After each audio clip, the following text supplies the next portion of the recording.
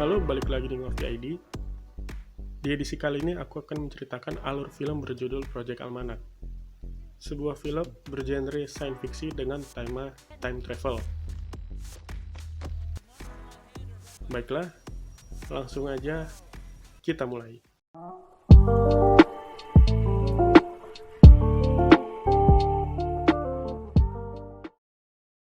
Film dibuka dengan David, seorang laki-laki yang sedang membuat rekaman video presentasi untuk masuk ke MIT.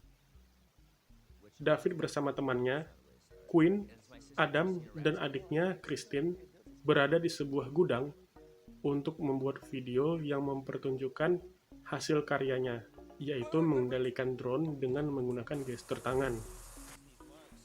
Drone David sukses dan berhasil terbang dengan dikendalikan pakai tangan. Dan David mencoba menerbangkan drone tersebut keluar gudang. Tetapi karena tiba-tiba ada yang nelpon, mengakibatkan sinyal wifi yang menghubungkan drone-nya terputus, dan drone akhirnya jatuh.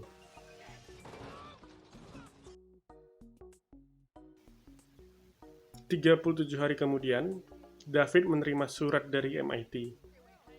David, adiknya Christine dan ibu mereka begitu semangat untuk membuka amplop tersebut. Ternyata David berhasil lulus. Akan tetapi dia terkejut karena untuk melanjutkan proses pendaftaran, David harus membayar $40.000. Terlihat David langsung sedih karena mengetahui keluarganya tidak memiliki dana sebesar itu. Pusing memikirkan gimana cara untuk mendapatkan uang tersebut, David pergi ke loteng rumah yang berupa gudang untuk mencari barang-barang tak terpakai. Di sana David menemukan sebuah kamera peninggalan ayahnya. Ternyata di kamera tersebut berisi rekaman video jadul saat David berulang tahun ke-7. Dan dia terkejut di video itu, dia melihat gambar dirinya saat dewasa. David lalu menunjukkan rekaman tersebut ke teman-temannya. Di situ Adam dan Quinn benar-benar kaget, gak habis pikir dengan apa yang baru mereka lihat. Saat menyaksikan video rekaman tersebut di sekolah, ternyata David sadar kalau tas sekolahnya tertukar dengan tas perempuan bernama Jessie. Dengan malu-malu, David mengembalikan tas tersebut, dan terungkap kalau David sudah lama naksir dengan si Jessie ini. Adegan berlanjut saat David dan teman-temannya membuat terka adegan dari rekaman video tadi. Saat sedang melakukan terka adegan, David menemukan sebuah ruangan bawah tanah rahasia milik ayahnya. Masuk ke dalam ruang bawah tanah, David menemukan dokumen-dokumen dan sebuah blueprint alat time travel milik ayahnya. Di dokumen itu terlihat kalau proyek itu bernama Project Almanac, sebuah proyek mesin waktu yang dikerjakan ayahnya untuk Departemen Keamanan Amerika Serikat. The military, they work on all kinds of crazy shit. They invented the engine pressure ratio, course deviations, time travel. Adegan berlanjut, terlihat David dan teman-temannya berbelanja peralatan untuk membangun dan merakit alat mesin waktu berdasarkan dokumen blueprint tersebut. Setelah menyelesaikan alat tersebut, tiba waktunya percobaan. Tetapi sayangnya di percobaan pertama itu mereka gagal.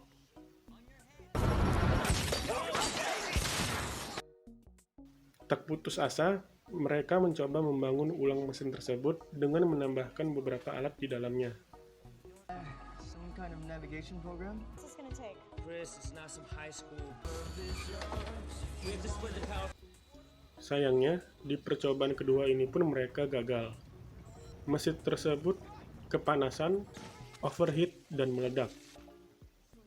Selanjutnya, karena untuk menyempurnakan mesin ini mereka membutuhkan hidrogen, dan karena jika ingin membeli hidrogen itu memerlukan izin, David merencanakan mencuri hidrogen saja dari sekolahnya, guna melengkapi kekurangan mesin waktu mereka. Di percobaan ketiga pun mereka lagi-lagi gagal. Di percobaan kali ini, David menyadari kalau mesin waktu ini membutuhkan daya yang sangat besar. David meminjam mobil Jessie yang kebetulan datang untuk menghadiri pesta tetangganya. Ia menyuruh Jesse parkir di halaman rumahnya saja, agar David bisa memakai baterai di mobil listrik Jesse tersebut. Dan tentunya semua hal ini dilakukan tanpa sepengetahuan Jesse. Setelah semuanya selesai, percobaan ketiga pun dimulai. Mereka mencoba mengirim kembali mobil mainan yang dipasangkan GoPro di atasnya. Saat sedang memulai pengetesan, Jesse tiba-tiba mengetuk pintu rumah David. Dan terpaksa David membawa Jesse untuk masuk dan menyaksikan percobaan mereka itu.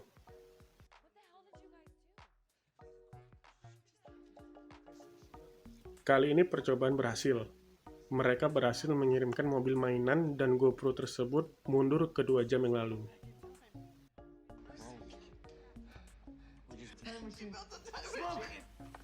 Adegan berlanjut saat di kelas David merancang tas untuk dapat membawa mesin waktu tersebut dengan mudah. Saat sedang bersama temannya merencanakan benda apa lagi yang kira-kira akan mereka kirim ke masa lalu, Jesse menghampiri mereka.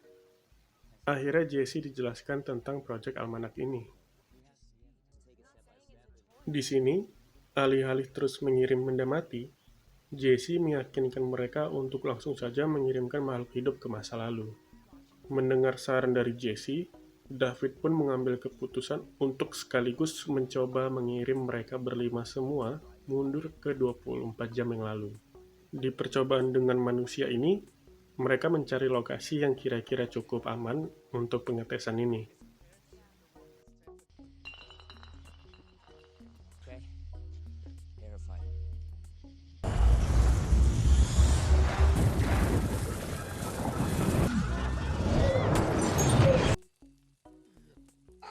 Percobaan ini pun berhasil. Mereka pun kembali ke 24 jam yang lalu, dan mereka pergi ke rumah Quinn. Benar saja, di sana mereka melihat Quinn yang malam itu sedang tidur.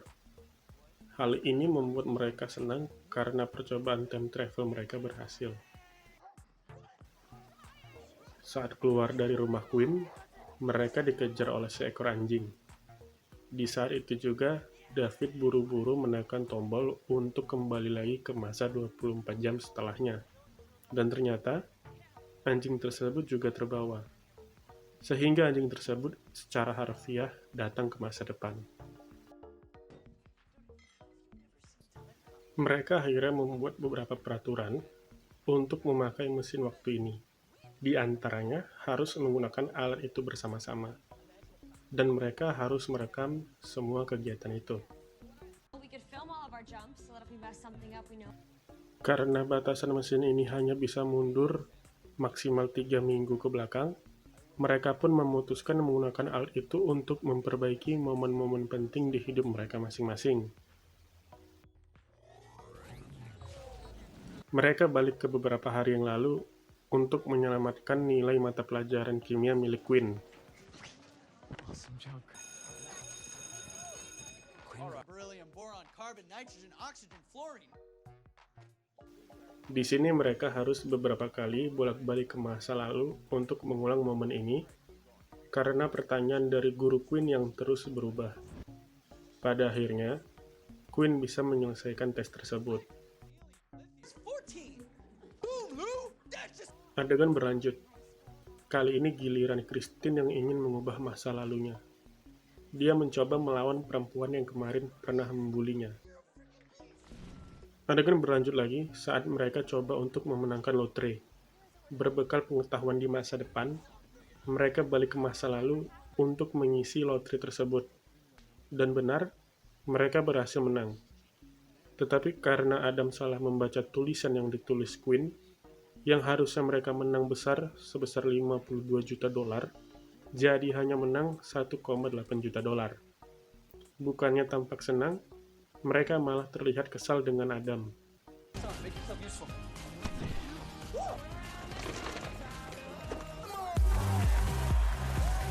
Mereka pun berfoya-foya menghabiskan uang tersebut untuk membeli barang-barang mewah.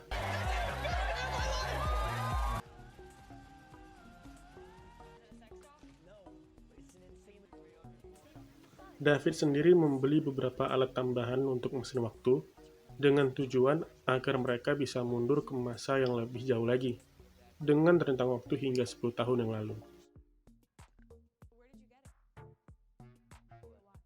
Singkat cerita, David mengumpulkan teman-temannya di sebuah kolong tribun lapangan football sekolah, dan ternyata David mengajak mereka untuk balik ke beberapa bulan lalu dan menghadiri sebuah konser.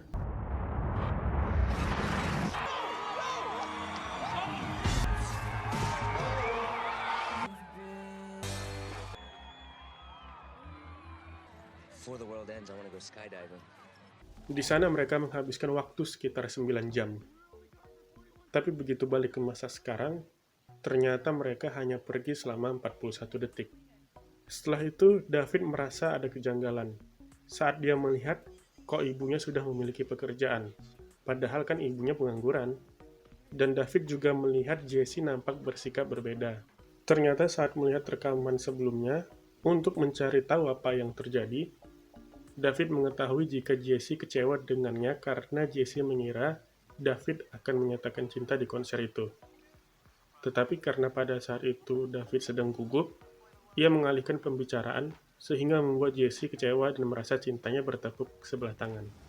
David pun balik ke momen konser tersebut untuk menyatakan perasaannya ke Jessie agar Jessie tidak kecewa. Tapi kali ini David pergi diam-diam sendirian, dan seperti yang kita ketahui, mereka harusnya pergi bersama-sama jika ingin kembali ke masa lalu. Otomatis, David sendiri yang sudah melanggar peraturan yang telah dibuatnya. Saat kembali lagi ke masa sekarang, David kaget ternyata sekarang dia berpacaran dengan Jessie.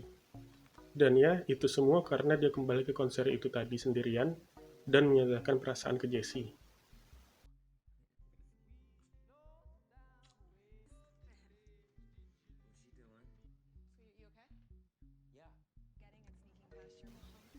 Tetapi hal-hal aneh mulai terjadi.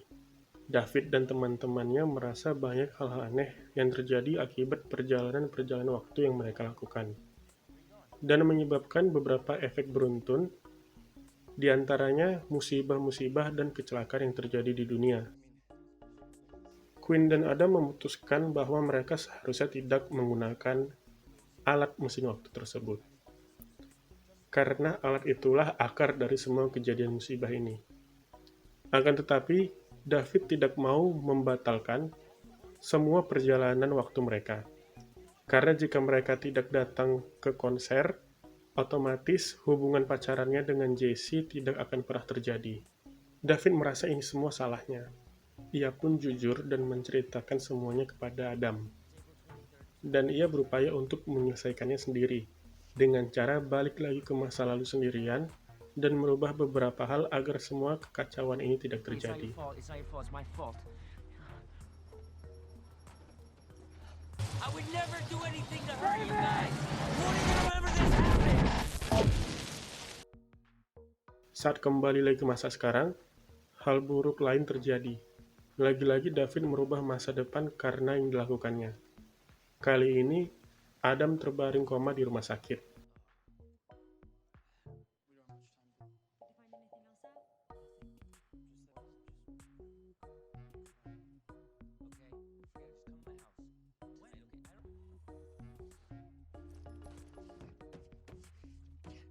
Dan lagi-lagi David harus kembali ke masa lalu untuk merubah hal tersebut. Saat ingin menggunakan mesin itu sendiri di basement, Jessie pun muncul dan akhirnya David balik ke masa lalu berdua dengan Jessie. Di situ juga Jessie kecewa dan marah saat mengetahui David sudah beberapa kali menggunakan mesin waktu ini sendirian.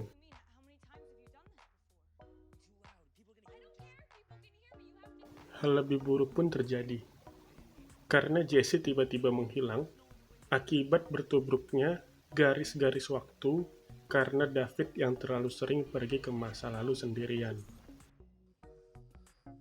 David pun pada akhirnya berpikiran untuk balik ke masa 10 tahun lalu, guna mencegah ayahnya menciptakan mesin waktu ini. Karena dia merasa mesin waktu ini sangat berbahaya dan dapat menimbulkan malapetaka. David kembali ke 10 tahun lalu, tepatnya di tahun 2004, di hari ayahnya meninggal, yang bertepatan dengan hari ulang tahunnya. Di sana David mengatakan kepada ayahnya jika mesin ini sangat berbahaya, dan dia datang ke sini untuk menghancurkan mesin ini. David membakar semua dokumen blueprint dan alat-alat mesin yang berada di basement tersebut. Dan tiba-tiba, David menghilang. Adegan tiba-tiba berubah.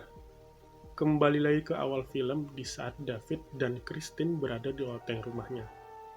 Dan sama seperti sebelumnya, mereka menemukan kamera. Tapi kali ini kamera yang mereka temukan berjumlah 2 kamera. Tamat.